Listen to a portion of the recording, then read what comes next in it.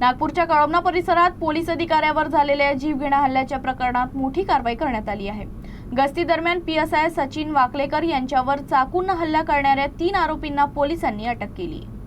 नागपूरच्या कळमना भागात ही गंभीर घटना समोर आली होती।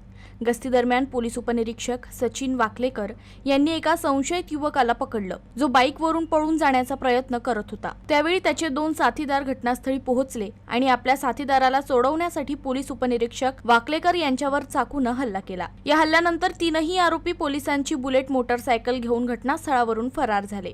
जखमी अवस्थेत वाकलेकर यांना तात्काळ रुग्णालयात दाखल करण्यात आलं। घटनेनंतर पोलिसांनी तातडीने तपास सुरू करत सीसीटीव्ही फुटेजच्या आधारे 3ही आरोपी महेंद्र उर्फ मयंक उईके, धर्मेंद्र सयाम आणि सोनू मरसकोल्हे यांना अटक केली। हे 3ही आरोपी छिंदवाडा जिल्ह्यातील रहिवासी असून नागपूरमध्ये एका डाळ मिलमध्ये मजुरी करतात। या घटनेनंतर कायद्याचे रक्षक असलेल्या पोलिसांवरच असा हल्ला होत असेल तर सामान्य नागरिकांचं काय, असा प्रश्न उपस्थित केला जात होता।